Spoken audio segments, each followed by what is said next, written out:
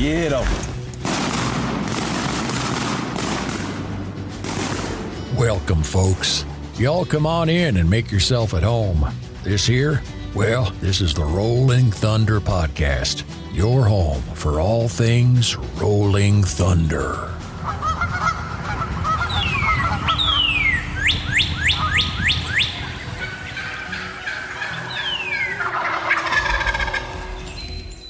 This episode is brought to you by Mossy Oak, because everything is better in Bottomland. Kent Cartridge, quality matters, performance counts. Shen Gear, waterfowl gear that is built better. And Benelli USA, dominate the skies. Alrighty, welcome to this episode of the Rolling Thunder Podcast. I'm here today with Mr. Stephen Sowell, who is the R3 Program Manager for Delta Waterfowl. Stephen, how are you doing today? I'm doing good, Chris. How about yourself? Man, I am doing all right. Trying to survive this all of a sudden heat wave that decided to rear its ugly head again. Yep.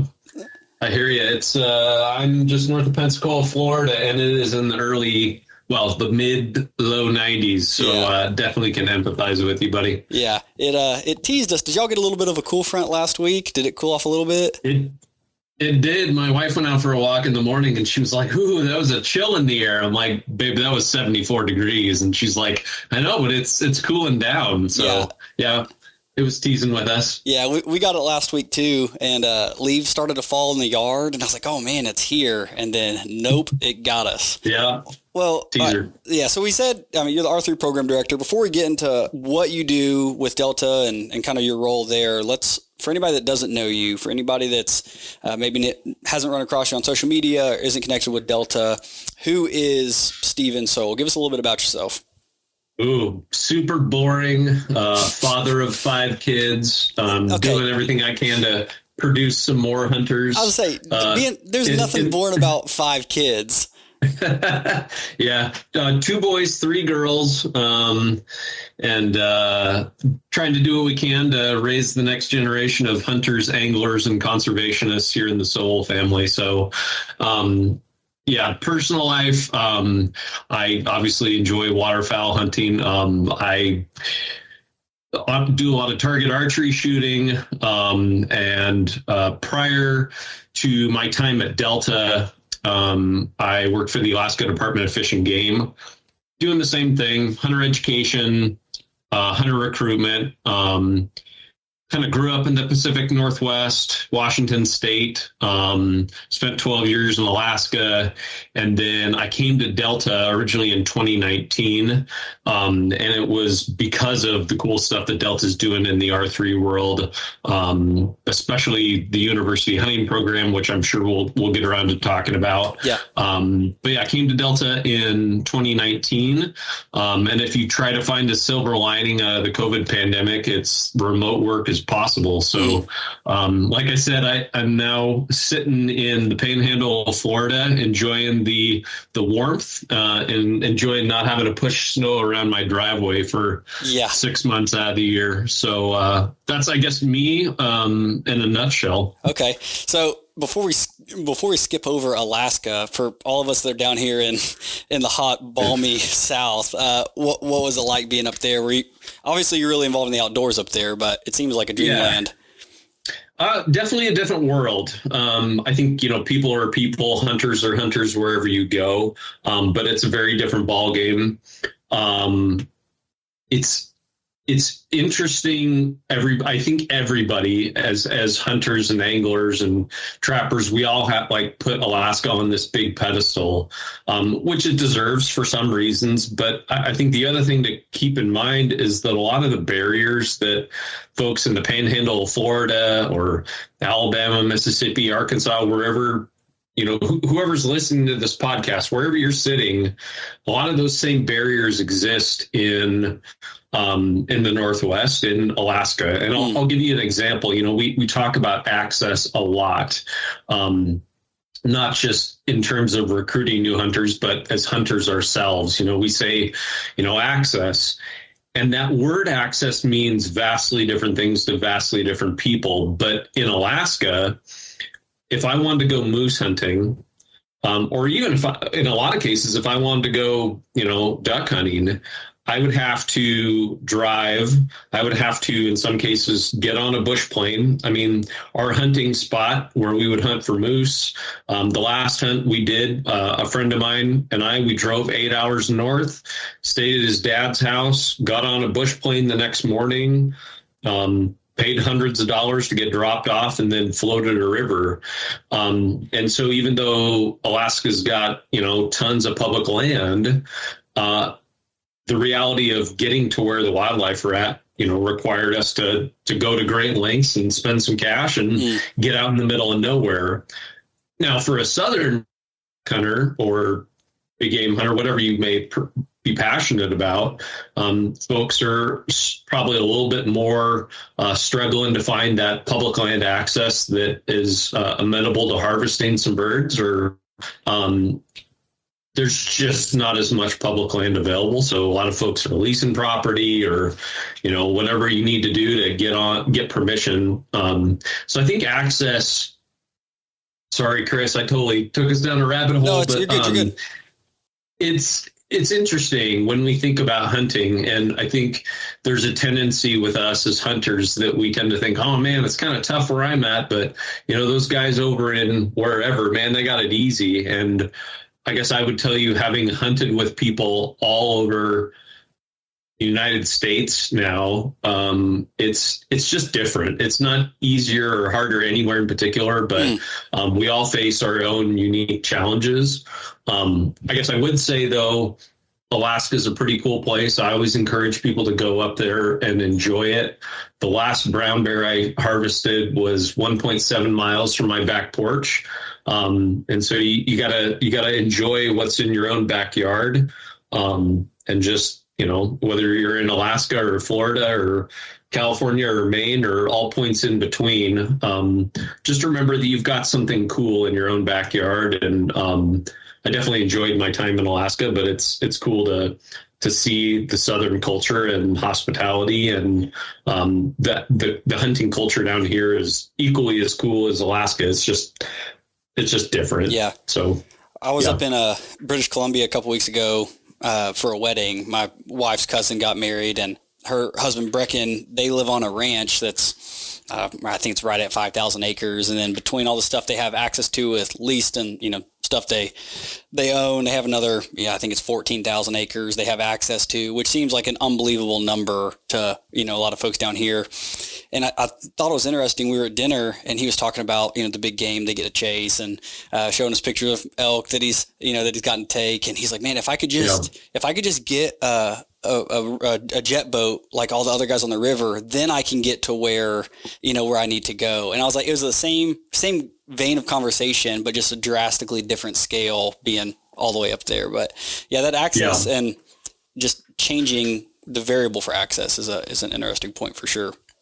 Well, and I think too, I tell people all the time, I'm like, enjoy what's in your own backyard, because there's somebody out there that travels and spends a bunch of money to get to what you have. And I'll give you an example. So I just told you, bears, we shot a lot of bears up in Alaska, and that, I'm not going to say, I definitely enjoyed it, but I didn't put it on this pedestal. And I was talking to a guy from Ohio recently who I met at the R3 symposium this year. And he was telling me how he saved up for like 20 years to go on a brown bear hunt.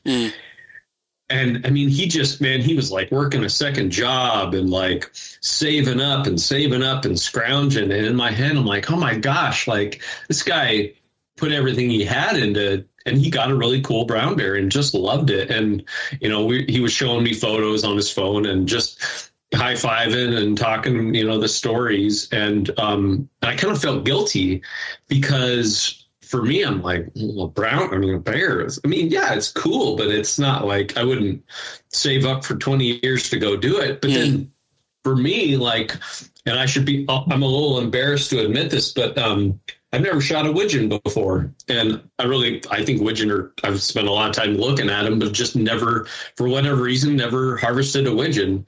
And so this year I have a great opportunity to go hunt with a friend in California, and knock on wood, I'll get my widgeon this year. But I was telling him about that, and he's like, dude, you're going to fly from Florida to California to shoot. I'm like, you're darn right. I'm so excited. Yeah.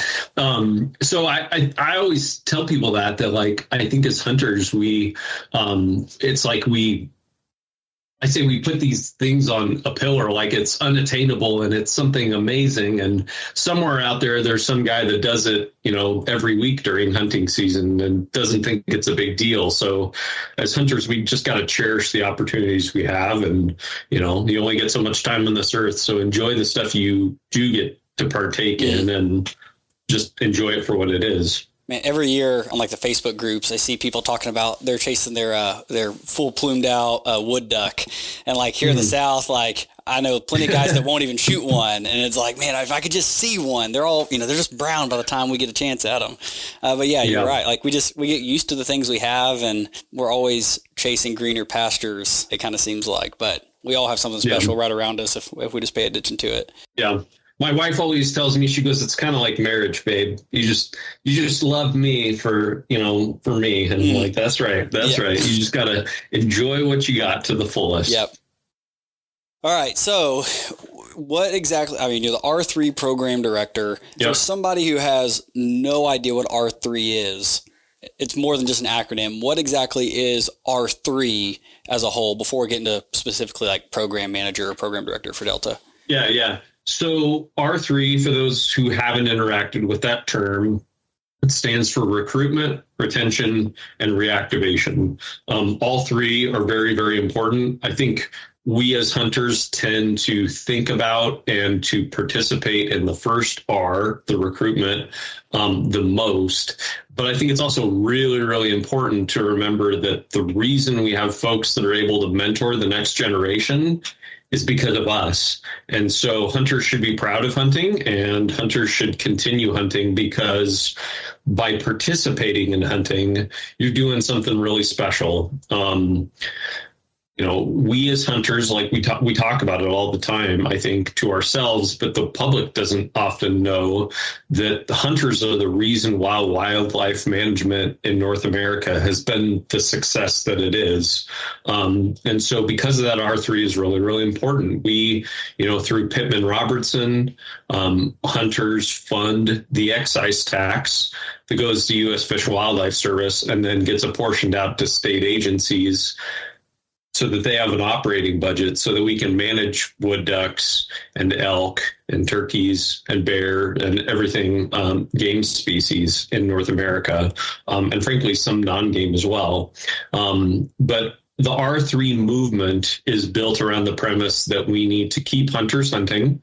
So that's your retention piece. We need to reactivate. So we need to get those hunters that have lapsed out for whatever reason.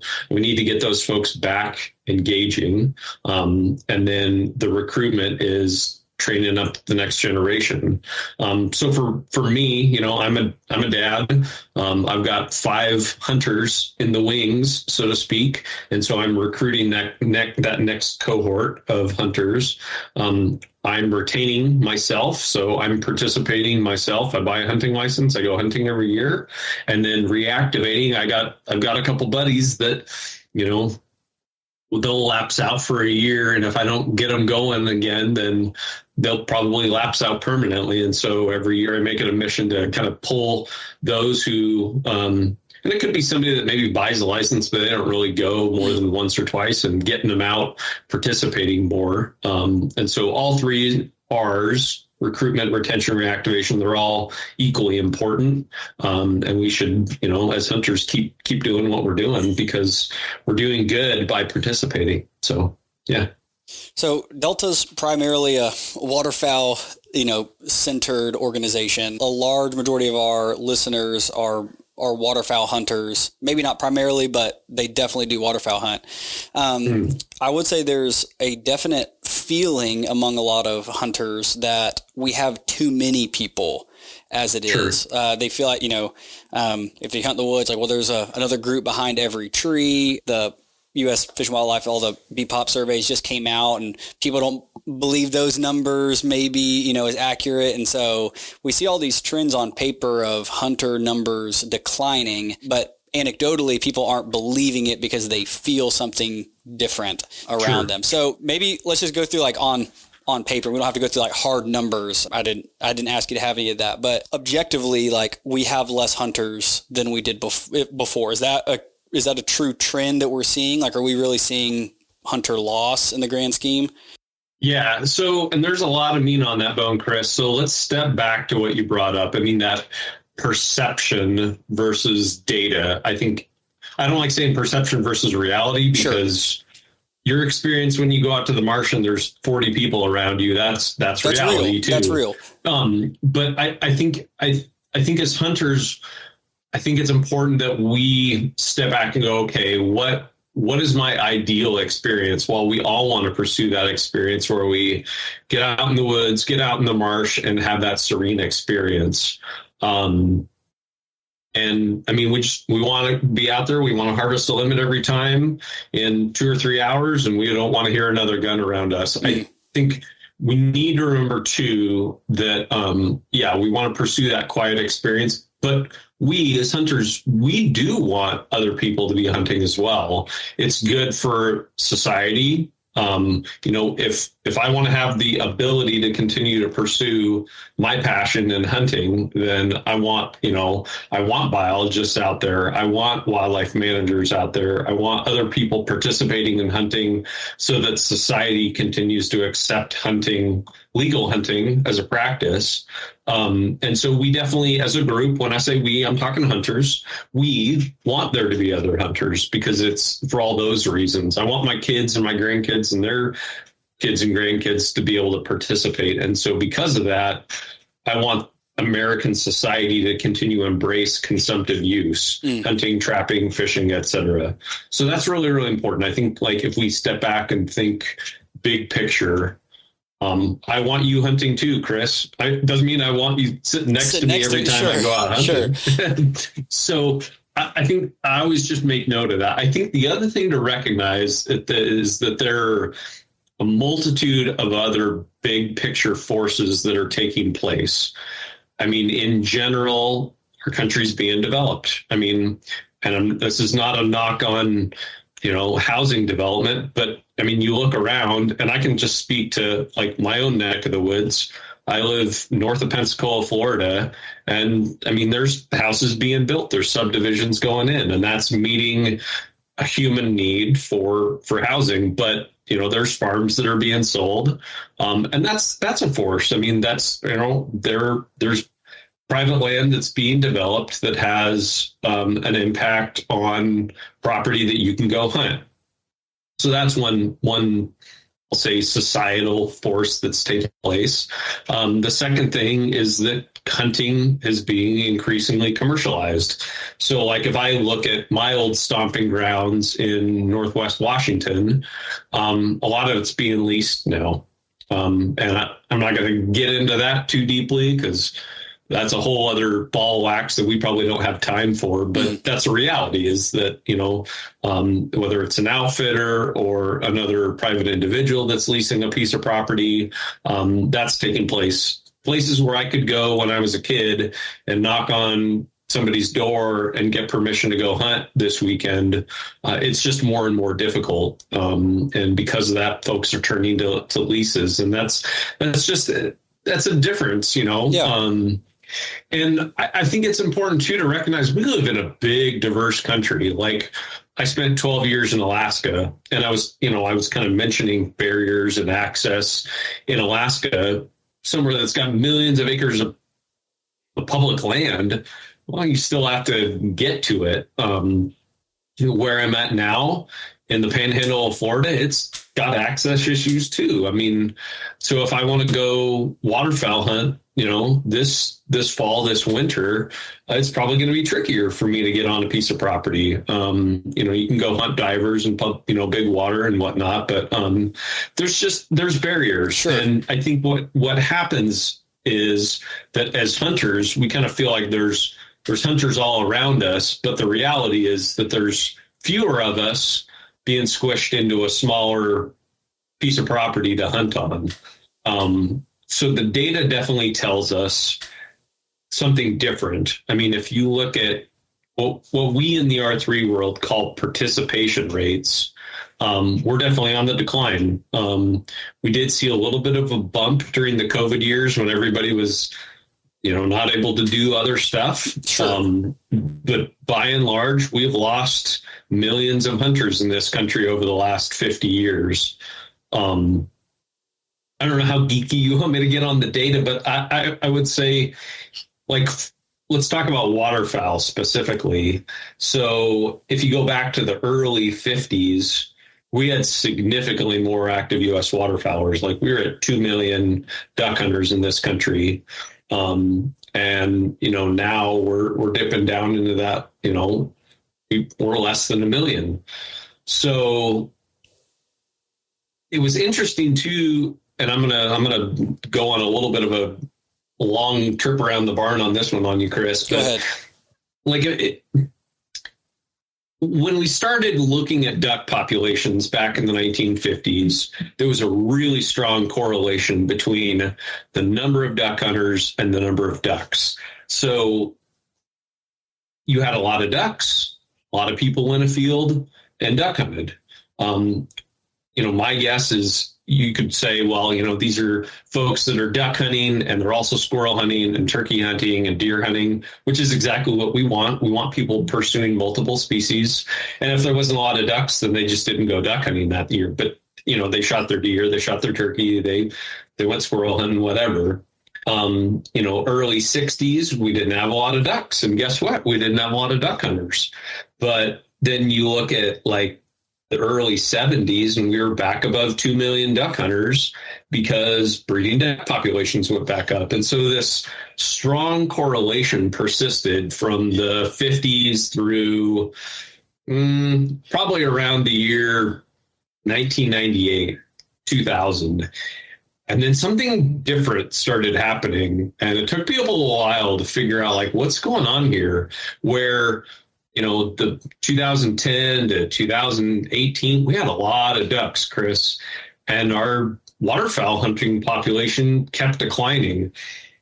And what happened was people started looking at the data, and you start to realize, what's going on here is I'm 40 years old. So my dad is in his mid 60s. My grandpa's no longer with us, but if he was, he'd be in his 90s. And so that World War II generation came home, and they were active hunters, and their kids were active hunters. And the baby boomers are like this super active hunting, fishing, trapping cohort. And as they're getting older and they're lapsing out of participation, they're just not being replaced by folks that are your age and my age and are late 30s to, late 40s, early 50s. And so what's going to happen if something doesn't change is that those baby boomers are going to exit out of participation, and there's not a cohort right behind them to fill in the gap. And we're going to have this crash in duck hunting, in hunting population in general, because we know that once people hit about their early 70s, they stop participating. It's, your body starts to break down, or maybe your buddies that you had gone duck hunting with for a long time, maybe they're passing away, or maybe they're just getting older or whatever. So people start really exiting hunting participation once they get to their 70s. And that's what's going to happen with the baby boomers unless we really work hard and do something to get more and more people participating in hunting. And so I guess just to kind of, put a bow on what you had asked me, I think hunters really need to, look at your experience, but also take the time to look at the data and Like the U.S. Fish and Wildlife Service puts out a hunter harvest and activity report. It just came out recently. Look at the data. I mean, the data doesn't lie when it comes to the number of hunters out there. And so you may be seeing more in that marsh that you've hunted your whole life, a piece of public property. But it's a big country, and there's a lot of different things going on in different places that are affecting us as hunters in this country. So. Yeah, I think that's good. The easy thing to say is, well, I don't want anybody else, hunting around me. So I don't want any more hunters, because if I tell somebody, they're going to come back here. But especially in waterfowling, this isn't my quote. I can't remember who I heard say it, but like duck hunters are already such a small percentage of the general population, and then waterfowl hunters are a small percentage of the small percentage. And so if we aren't paying attention, and if we aren't doing something actively to keep this thing alive, like, we're going to be in trouble in the future. But we're kind of at a good spot where we can start making some intentional moves and intentional decisions in order to make sure that this thing doesn't die. So specifically, how does Delta approach R3? I mean, I know Delta has a few different programs, but like, how are you guys trying to tackle these issues?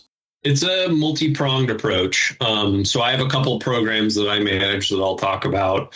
But in addition to the direct R3 programs, we have what we call a mentor recognition program, where we, through various channels, through our magazine, social media, et cetera, we recognize those mentors, those Delta Waterfowl volunteers that are taking the time to mentor the next generation of duck hunters. There's a lot of folks that are interested in learning to waterfowl hunt who just lack a mentor. So that's one thing we do.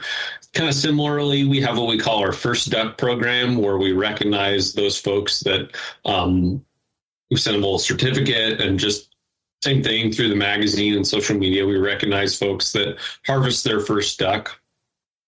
We do what we call demonstration events, where our Delta staff, I've got a team of program coordinators, and we put on what we call a demonstration event to highlight for folks how easy, effective, and fun it can be to put on a hunter recruitment activity.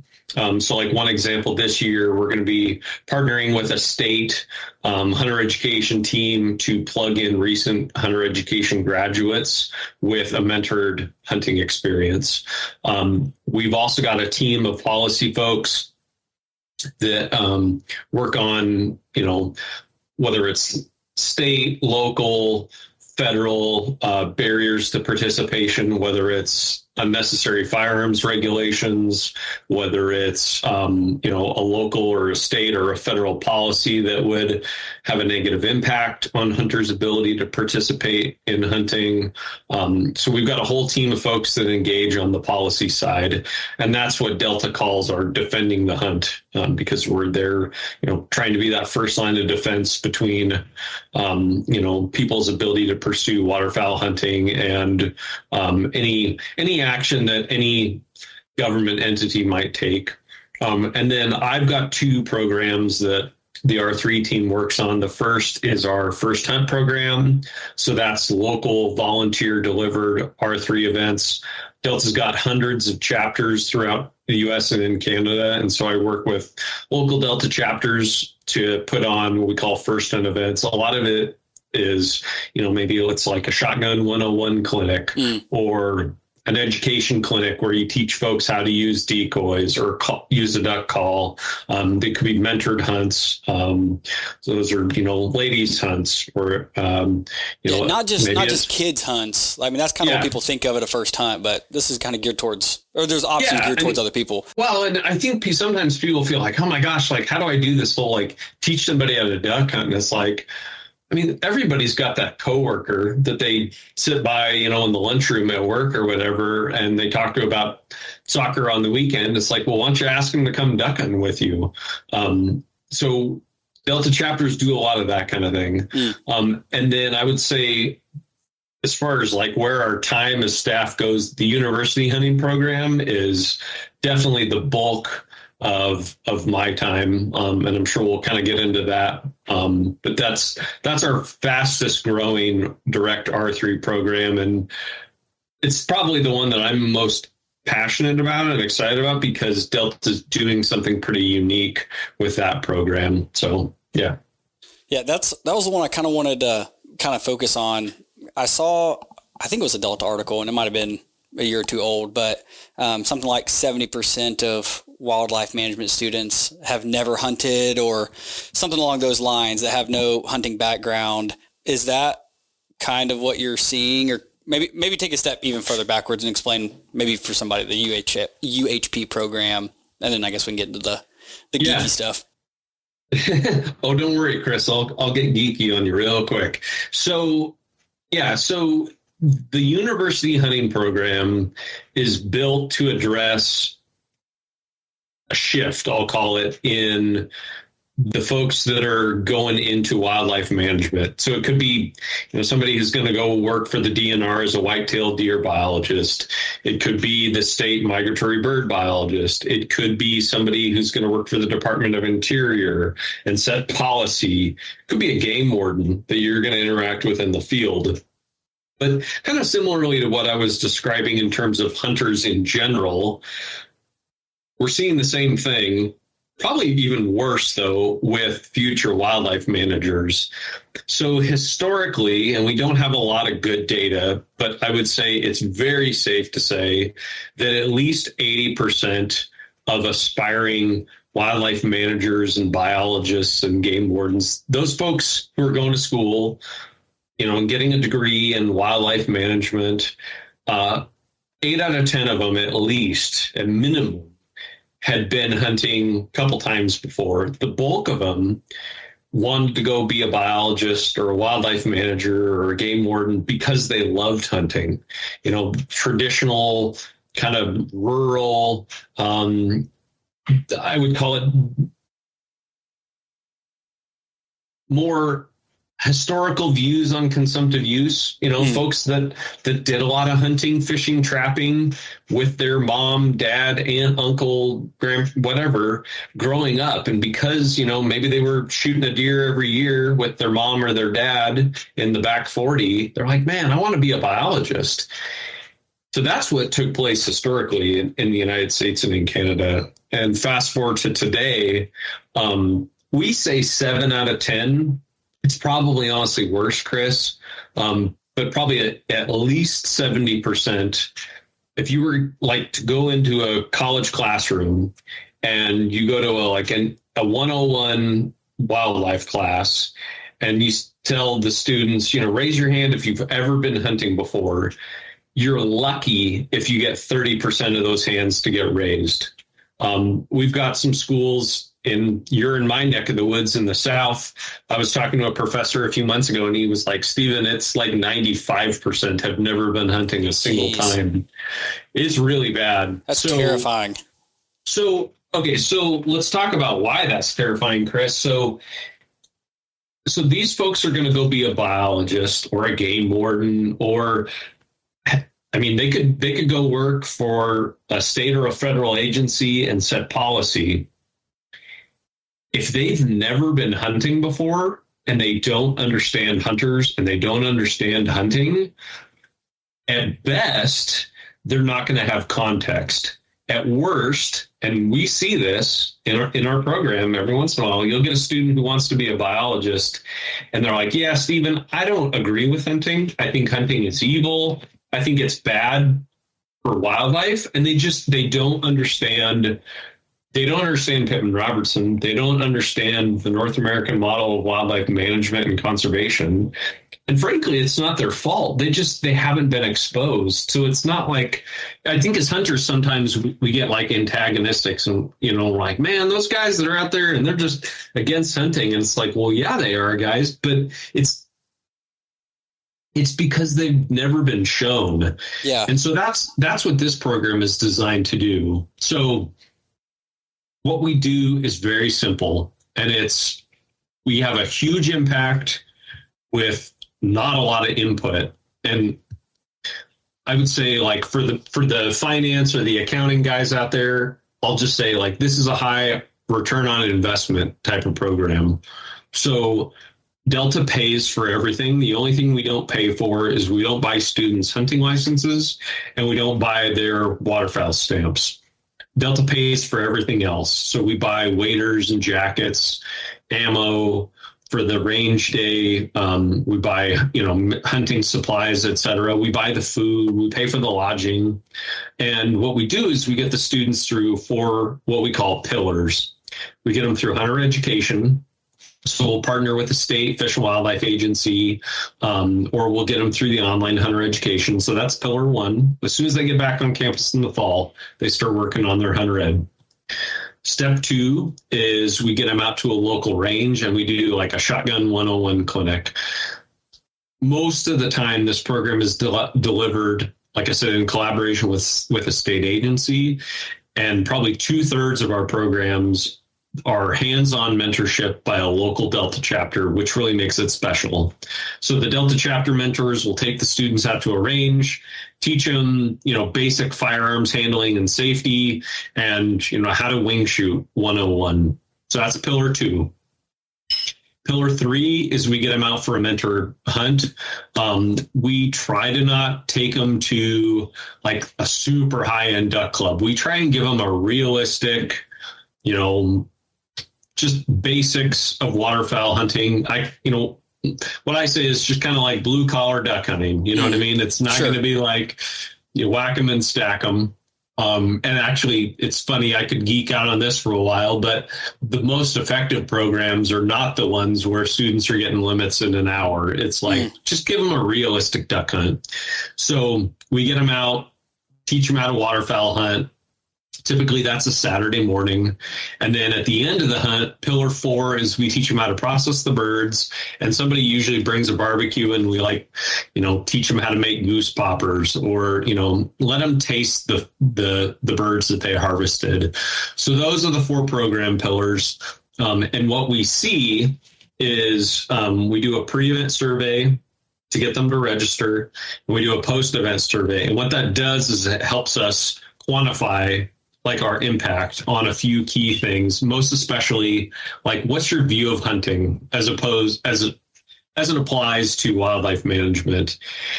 The other thing we look at is like, how much did we impart knowledge and skill to participate in hunting? And what we found is that by doing those 4 key things, so hunter education, shotgun 101 clinic, a mentored hunt, and processing, and teach them how to cook. By doing those 4 simple things, we have a dramatic improvement in terms of people's favorability to hunting, and you impart skills so that those folks can continue on waterfowl hunting on their own. And I guess to kind of tie it out, what I always tell people is 2 things. So if somebody's going to go be a biologist, would you rather that they appreciated and understood hunters as they're making decisions that affect your ability to participate in hunting? Or would you rather they have no context and possibly be opposed to it? In a game warden example, I always tell people like a good metaphor would be like my oldest daughter, she turns 16 in a few weeks.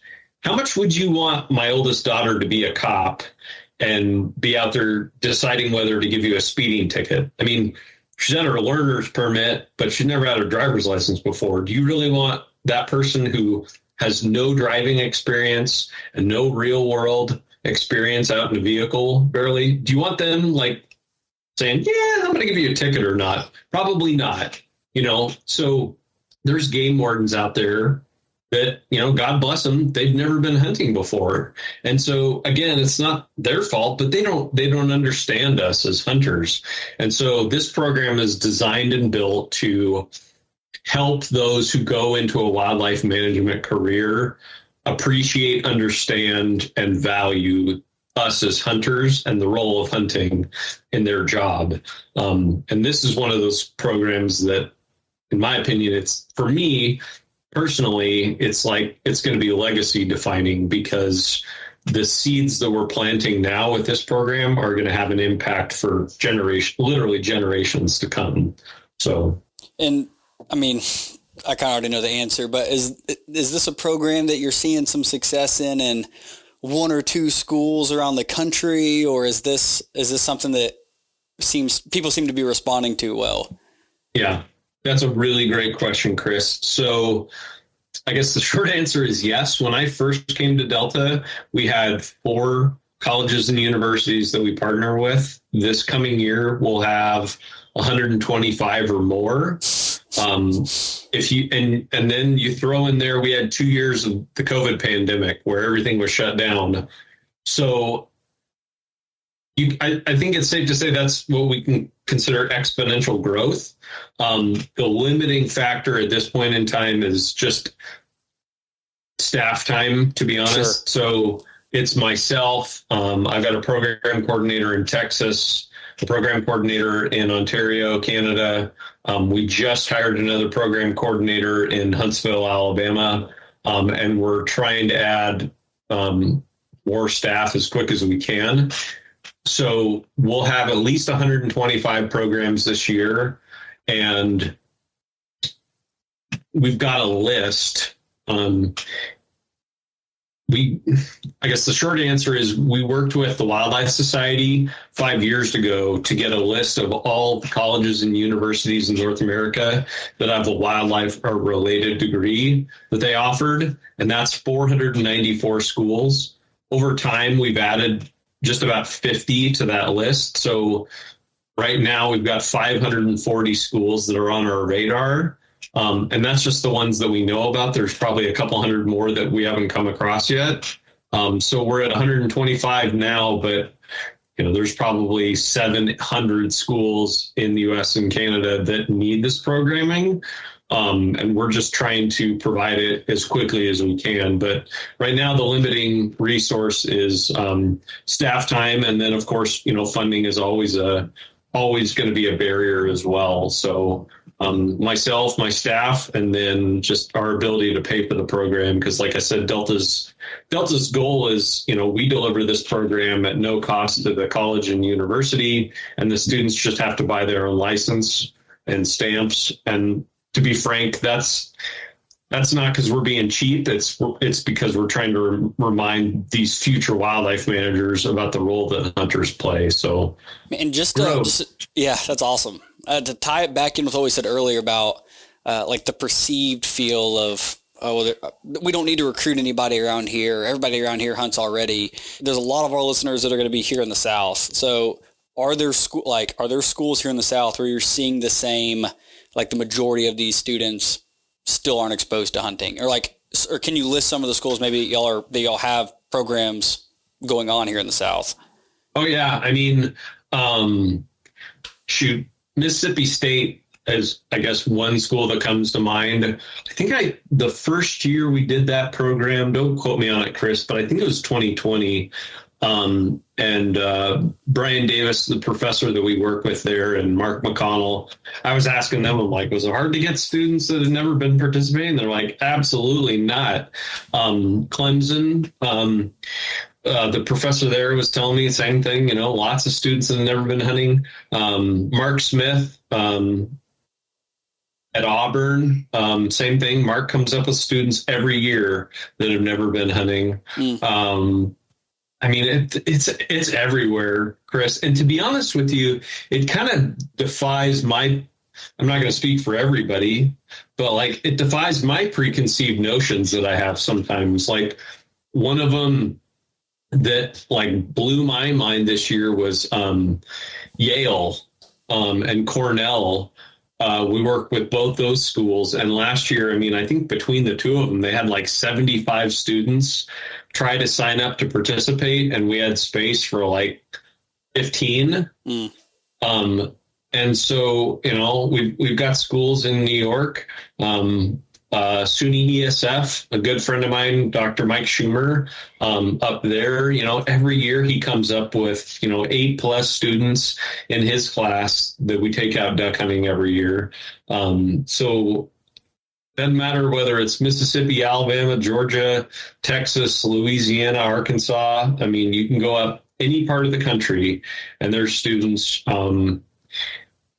Mizzou, University of Missouri, that same thing. That's one of our longer programs. And they're all over the place, Chris. Like, whether it's a big city school or a little rural community college, it doesn't matter. Like there's students there that need this experience. So it would surprise you. Yeah. And the point of this whole episode is not just it's not just a Delta plug, but I wanted this to be kind of an awareness plug for guys that are out there, just kind of an eye-opening, there is a need, and we have a responsibility as individuals who care about, if it's waterfowl specific, but care about this sport or this hunting tradition. Like, we have a responsibility to make sure we're passing this on. So is this a space that there's some other NGOs maybe in, because duck hunters I know are very brand loyal. It's like, I only wear this brand, or I only shoot this kind of firearm, or I only support this organization. So is this an organization or a program or field that other NGOs are involved in, if that makes sense? Yeah. I would say that there are other NGOs that are engaging in the R3 space. For sure.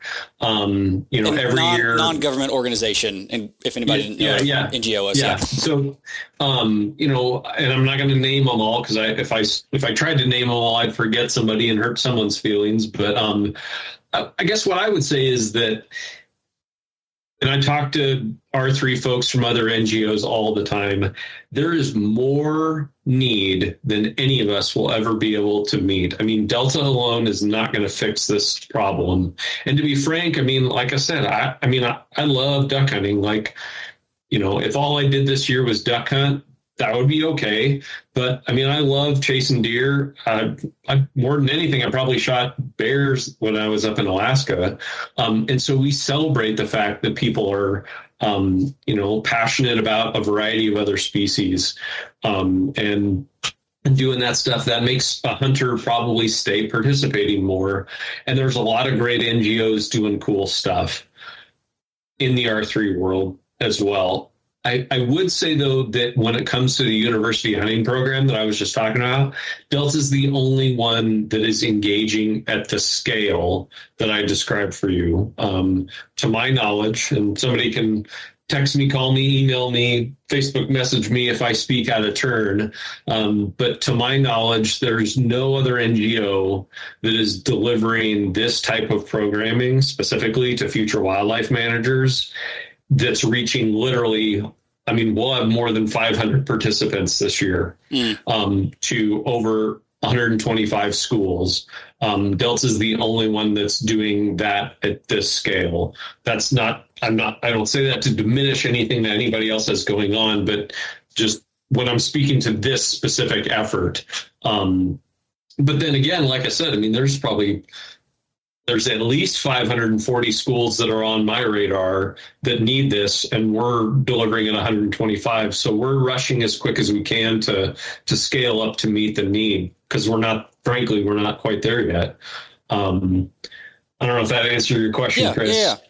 Yeah, I think so. I think the one other thing I would say that I truly believe that makes Delta special too is that if you ask somebody, why are you part of a local Delta chapter, you talk to them for more than 5 minutes, you get through half a beer with them, and the first thing that they're probably going to talk to you about is what we call WHF, which stands for Waterfowl Heritage Funds. So Delta chapters do a local fundraising event, and then 15% of the money that they raised gets reinvested locally in their own backyard on a chapter or a project or projects that chapter wants to use that money for. So whether it's wood duck boxes, hen houses, giving to a local shooting team, putting on a mentored hunt, local Delta chapters get to keep money that they have raised locally and spend it locally, which in my opinion makes Delta really special. And then on top of that, as an organization, we're investing resources back into local programming like the university hunting program that I just described. So if I'm an Alabama duck hunter or a Mississippi duck hunter, or an Arkansas, Louisiana, whatever, Maine, Florida, South Carolina, I mean, all over this country and in Canada as well, we're delivering this program. We're not quite at where we've got a program in every state and in province in North America, but we're really, really close. We've got a handful of other states that we're working on still.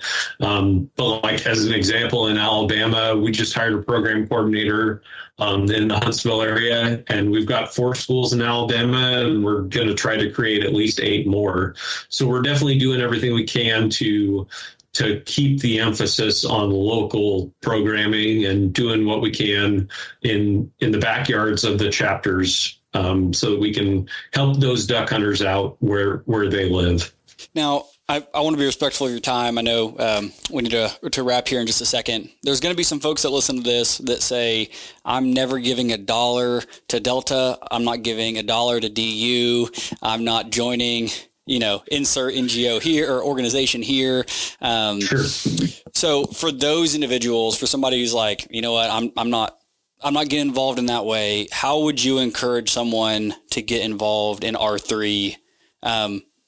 I mean, duck season's coming up, like everything's fixing to roll off here in a couple of weeks. But like, how would you encourage somebody to get involved?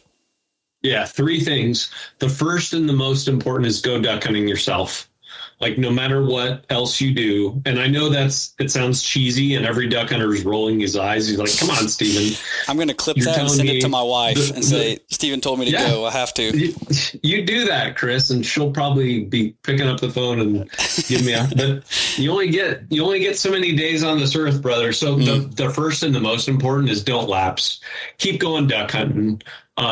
Get out there yourself, because if you don't duck hunt, then you're not going to be passionate about conservation.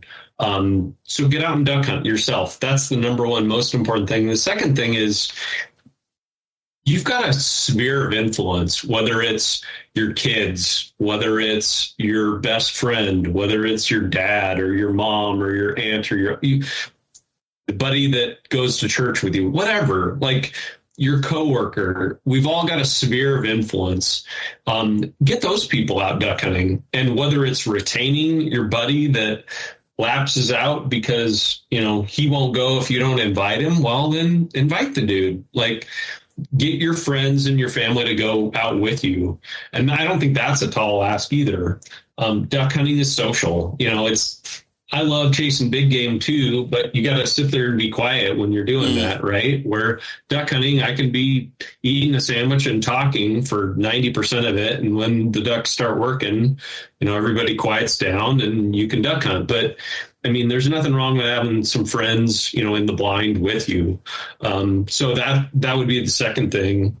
And then the third thing is, I would say, just because you don't want to give financially doesn't mean you don't want to be part of, whether it's a university hunt, whether it's, a local Delta chapter where you go up and participate, be a little bit giving of your time. Give up one weekend a year is what I always tell people. I don't think that's a super tall order. So those 3 things, and I would say in that order, keep duck hunting yourself, get people that, and love, keep them duck hunting and get them out duck hunting with you and give a little bit of your time back. So those are my things, I would say. Yeah, I think that's great. I'm going to preemptively just consider this part 1 of this conversation, and maybe we can do a follow up at some point and really get into all the numbers and the data. And there's some guys out there that I think could appreciate that. Man, I want to be respectful of your time. I know you have somewhere to be, but thanks so much for carving out just a little bit and kind of explaining the need that's there. Thanks for fighting the fight and for all the effort and time that you've put in to help keep this thing going. Yeah, well, it's easy to come to work every day when you get to do it what you love, and it's I'm pretty blessed. So I'd love to hop on the podcast. Maybe we'll get together in person next time. And absolutely, that'd be awesome. Cool. Thanks, Chris. Yeah. Hey, thanks so much. Hey, for all our listeners out there, we'll catch you on the next one.